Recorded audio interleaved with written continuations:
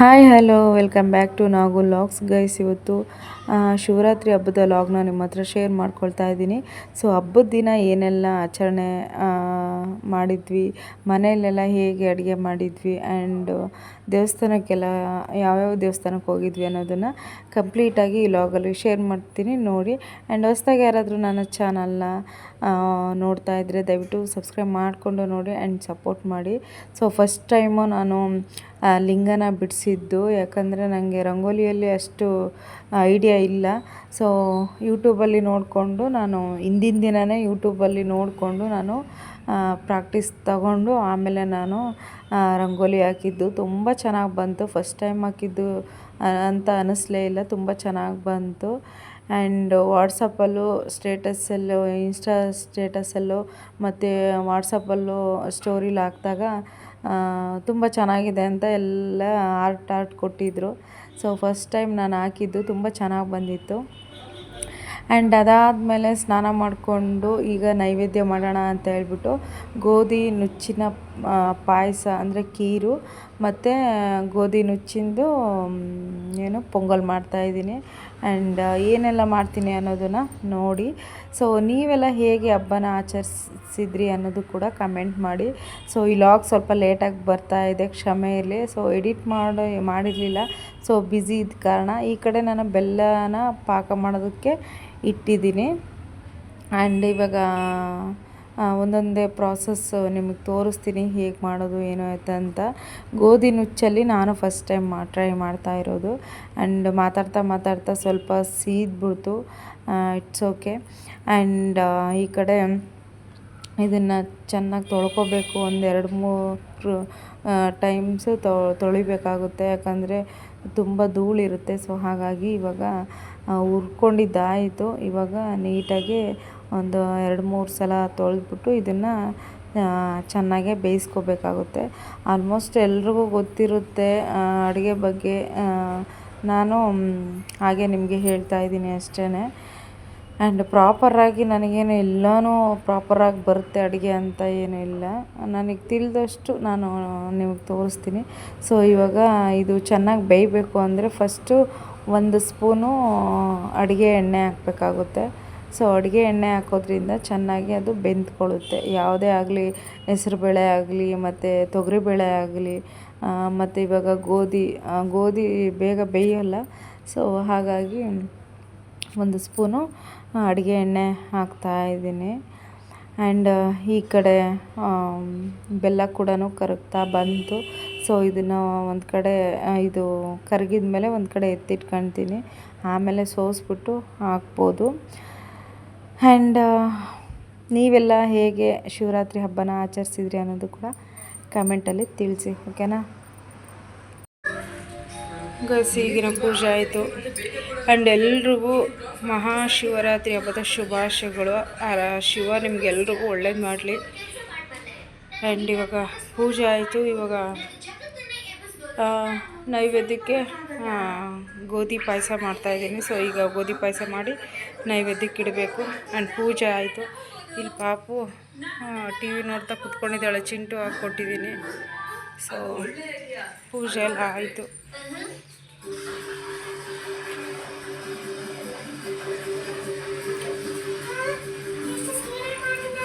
So ಇವಾಗ ಬೇಗ ನೈವೇದ್ಯ ಮಾಡಿ ಇಟ್ಬಿಡೋಣ, ಲೇಟ್ ಆಯಿತು ಸ್ವಲ್ಪ. ಸೊ ಹಾಗಾಗಿ ನಾನಿಲ್ಲಿ ಬೇಯಿಸ್ಕೊಂಡಿದ್ದೀನಿ. ಈಗ ನಾನು 2 ಭಾಗ ಮಾಡಿ ಇಟ್ಕೊಂಡಿದ್ದೀನಿ. ಸೊ ಇದು ಗೋಧಿ ಪಾಯಸಕ್ಕೆ, ಇದು ಗೋಧಿ ಪೊಂಗಲ್ಗೆ, ಓಕೆನಾ. ಫಸ್ಟ್ ಟೈಮ್ ಮಾಡ್ತಾ ಇರೋದು ಗೋಧಿ ಪೊಂಗಲ್ಲು. ಸೊ ಇವಾಗ 2ಕ್ಕೂ ಈಗ ಒಗ್ಗರಣೆ ಮಾಡೋಣ. ಫಸ್ಟ್ ಇದಕ್ಕೆ ಪಾಕನ ಏನು ಕಾಸ್ಕೊಂಡಿದ್ದನೋ ಅದನ್ನು ಸೋಸ್ಕೊಳ್ಳೋಣ.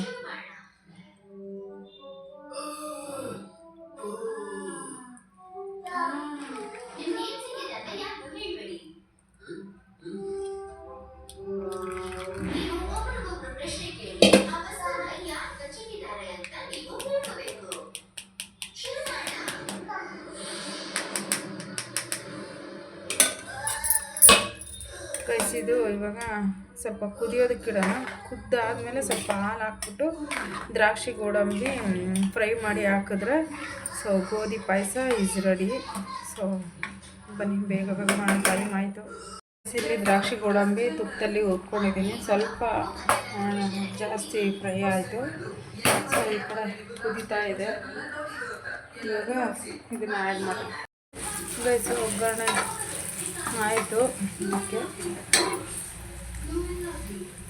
ಪಾಪಗೆ ಹಣ್ಣು ಕಟ್ ಮಾಡಿಕೊಡ್ತಾ ಇದ್ದೀನಿ. ಪಾಪ ಹೊಟ್ಟೆ ಹಶ್ವಾಗ್ಬಿಟ್ಟೈತಲ್ಲಪ್ಪ. ಸರಿ ತಿನ್ನು, ಕೆಳಗೆ ಇಳಿತೀಯಾ? ಹೋಗು, ಟಿ ವಿ ನೋಡ್ಕೊಂಡು ತಿನ್ನು. ಕೈಯೆಲ್ಲ ಆಯಿತು. ಗೋಧಿ ಪಾಯಸ ರೆಡಿ ಆಯಿತು. ಇವಾಗ ನೈವೇದ್ಯ ಗೋಧಿ ಪಾಯಸ ರೆಡಿ ಆಯಿತು. ನೈವೇದ್ಯಕ್ಕೆ ಇಟ್ಟಿದ್ದೀನಿ.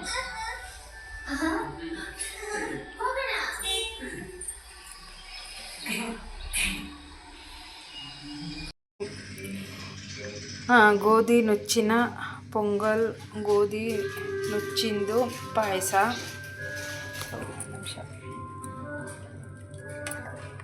ಗೋಧಿ ಪಾಯಸ, ಗೋಧಿ ಪೊಂಗಲ್, ಮಜ್ಜಿಗೆ, ಕೋಸಂಬರಿ ಇಷ್ಟೇ ಗೈಸ್. ರೈಸೇನು ಇವತ್ತೇನು ರೈಸ್ ತಿನ್ನಲ್ಲ.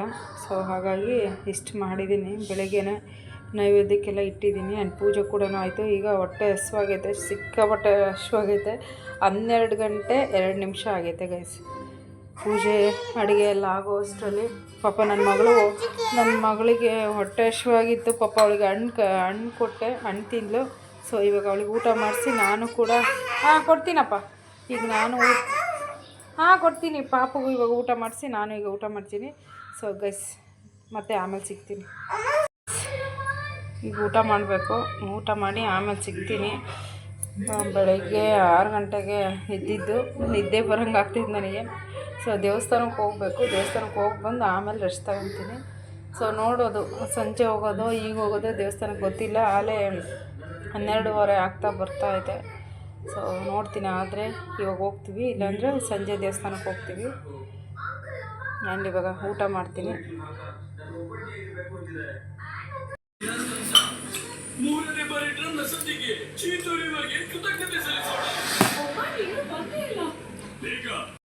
ಟೈಮು ಕರೆಕ್ಟಾಗಿ 6:20 ಸಂಜೆ. ಈಗ ಪೂಜೆ ಆಯಿತು.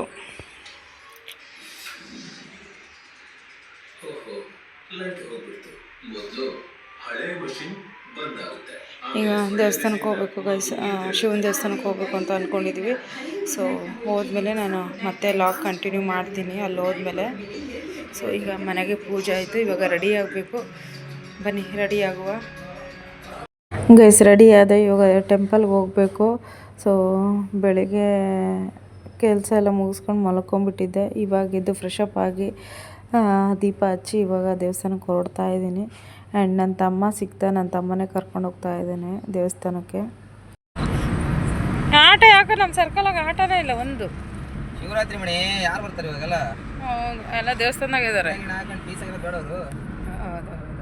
ಹೇಳು ಇನ್ನೂ ಸಲ. ಎಣ್ಣೆ ಗಿಣ್ಣೆ ಹಾಕೊಂಡೆಲ್ಲ ಪೀಸ್ ಇರೋದು ಬೇಡ. ನಾವಲ್ಲಮ್ಮ, ಅವ್ರು ಆಟ ಹುಡುಗರು. ನಾವು ನೋಡಿ, ನಾನೆಲ್ಲ ನೋಡಿದ್ದೆ. ಎಣ್ಣೆನೇ ನಮ್ಮ ನೋಡಿದಂತೆ, ನಾವು ಎಣ್ಣೆ ಹೊಡಿಯಲ್ಲಪ್ಪ ಅಲ್ಲ.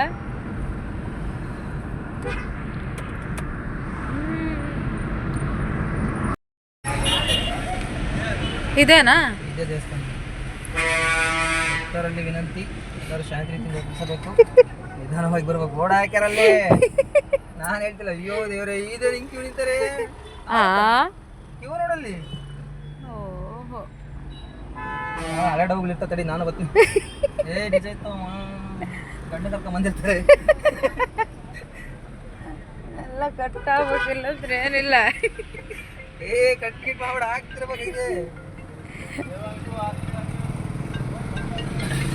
ಹೇಳಪ್ಪ.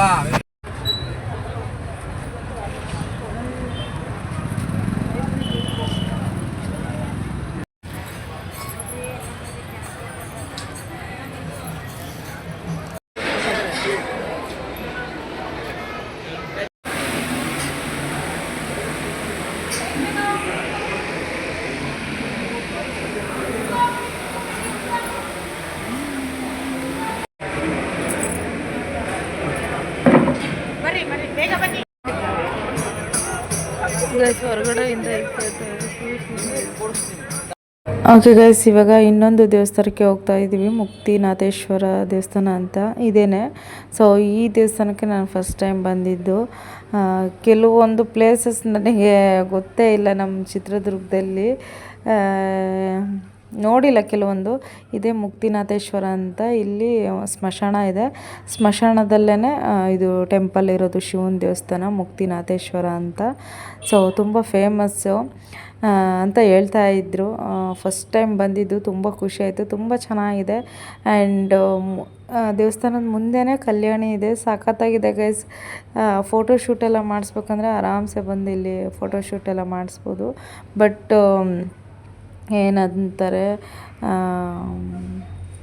ಎಂಥದ್ದು ಸ್ಮಶಾನದಲ್ಲೈತಲ್ಲ, ಅದೇ ಸ್ವಲ್ಪ ಭಯ. ಸೊ ಇದೆ ನೋಡಿ ಕಲ್ಯಾಣಿ ತುಂಬ ಚೆನ್ನಾಗಿದೆ. ಸೊ ಅದರಲ್ಲಿ ಫಿಶ್ ಎಲ್ಲ ಬಿಟ್ಟಿದ್ರು. ಸೊ ದೇವಸ್ಥಾನ ದರ್ಶನ ಮುಗಿಸ್ಕೊಂಡು ಹೊರಗಡೆ ಬಂದು ಪ್ರಸಾದ ತಿನ್ಕೊಂಡು ಹಾಗೆ ಒಂದು ಕ್ಲಿಪ್ಪಿಂಗ್ ತಗೊಂಡೆ. ಆ್ಯಂಡ್ ಈ ಕಡೆ ವೈಶಾಲಿ ಅಂತ, ಇದು ಹಸು, ಇದು ತುಂಬ ಫೇಮಸ್ಸು. ಸೊ ಅಲ್ಲೇ ಕಟ್ಟಾಕಿದ್ರು, ಹಾಗೆ ಒಂದು ಕ್ಲಿಪ್ಪಿಂಗ್ ತೊಗೊಂಡೆ. ಅದು ನೋಡಿ, ಇದು ಪೂರ ಸ್ಮಶಾನ ಗೈಸ್. ಯಾರೋ ಅಲ್ಲೋಗಿ ನಿಂತಿದ್ದಾರೆ ನೋಡಿ, ಅದು ಫುಲ್ಲು ಸ್ಮಶಾನ ಸುತ್ತಮುತ್ತ. ಸೆಂಟ್ರಲ್ಲಿ ಟೆಂಪಲ್ ಇರೋ ಅಂಥದ್ದು ದೇವಸ್ಥಾನ. ಸೊ ತುಂಬ ಚೆನ್ನಾಗಿದೆ. ಸೊ ನನಗೂ ಸಿಕ್ಕಾಪಟ್ಟೆ ಇಷ್ಟ ಆಯಿತು. ನೆಕ್ಸ್ಟ್ ಟೈಮ್ ಮತ್ತೆ ಹೋಗೋಣ ಅಂತ ಅಂದ್ಕೊಂಡಿದ್ದೀನಿ. ನೋಡೋಣ, ಹೋದರೆ ನಾನು ವಿಡಿಯೋ ಮಾಡ್ತೀನಿ. ಸೊ ಪೂಜೆ ಮುಗಿಸ್ಕೊಂಡು ಮನೆಗೆ ಬಂದ್ವಿ. ಈ ಲಾಗ್ ನಿಮಗೆ ಇಷ್ಟ ಆಗಿದೆ ಅಂತ ಅಂದ್ಕೊಳ್ತೀನಿ. ಇಷ್ಟ ಆದರೆ ಲೈಕ್ ಆ್ಯಂಡ್ ಶೇರ್ ಕಮೆಂಟ್ ಮಾಡಿ, ಹಾಗೆ ಸಬ್ಸ್ಕ್ರೈಬ್ ಮಾಡ್ಕೊಳ್ಳಿ. So bye, take care, lots of love.